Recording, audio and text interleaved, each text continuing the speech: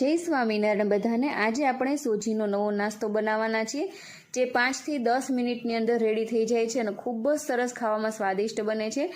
જે આ નાસ્તાને મેં મેંદુવડાનો શેપ આપેલો છે, તો ચાલો આપણે જોઈ લઈએ કે આ નાસ્તો કઈ રીતે બનાવવાના છે। તો તેના માટે મેં અહીં 1 કપ સોજી લીધી છે। તમે જાડી અથવા ઝીણી કોઈ પણ સોજી લઈ શકો છો।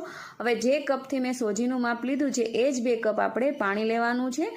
જેટલી સોજી હોય તેનું ડબલ આપણે પાણી લઈશું અને તેમાં આપણે હવે 1 ચમચી ચીલી ફ્લેક્સ અને 1 ચમચી જીરું એડ કરી દેવાનું છે અને ત્યારબાદ તેમની અંદર આપણે સ્વાદ અનુસાર મીઠું એડ કરી દઈશું અને હવે આ પાણીને એકદમ ફૂલ ઉકળવા દેવાનું છે। તમે જોઈ શકો છો કે આટલું પાણી આપણું સરસ ઉકળી જાય પછી આપણે જે આપણી 1 કપ સોજી હતી તે પાણીની અંદર એડ કરી દેવાની છે અને વેલણથી બધું મિક્સ કરવાનું છે અને જેથી આપણું બધું જ પાણી સરસ રીતે બળી જાય અને એકદમ પાણી બળી ગયું છે અને આપણે આ જે સોજીનું બેટર છે એને એકદમ ડો ફોર્મમાં લઈ આવવાનું છે। એકદમ જાડું થઈ જાય પછી આપણે ગેસને બંધ કરી દઈશું અને આપણે એક કાથરોટમાં લઈ લેશું। તો ફ્રેન્ડ્સ, અત્યારે આપણો આ જે ડો છે એકદમ બહુ જ ગરમ છે, તો તેમને આપણે કાથરોટમાં છૂટું કરી દઈશું અને ઠંડુ થવા દઈશું।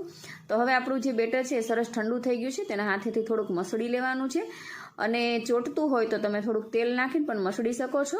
તો હવે આપણે થોડુંક એમાંથી પોષણ લઈશું અને એક ટીકીનો આપણે શેપ આપીશું।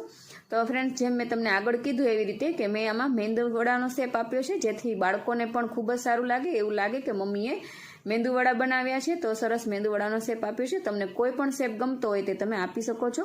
તો આવી રીતે મેં મેંદુવડાના શેપવાળી બધી ટીકીઓ બનાવીને રેડી કરી લીધી છે અને હવે આપણે ગેસ ઉપર તેલ મૂકી દઈશું। તો તેલ પણ આપણું સરસ રીતે ગરમ થઈ ગયું છે, તો બધી જ ટીકીઓ આપણે એક એક કરી અને તેલની અંદર મૂકી દેવાની છે અને લાઇટ બ્રાઉન થાય ત્યાં સુધી આપણે હલાવતા રહીશું। તો આવી રીતે ચમચીથી જ આપણે થોડી વારે ફેરવતા રહીશું અને એકદમ સરસ લાઇટ બ્રાઉન થાય ત્યાં સુધી આપણે ટીકી બનાવવાની છે। તો આપણી બધી જ જે મેંદુવડાના શેપમાં આપણે ટીકીઓ બનાવી છે એ બનીને રેડી થઈ ગઈ છે।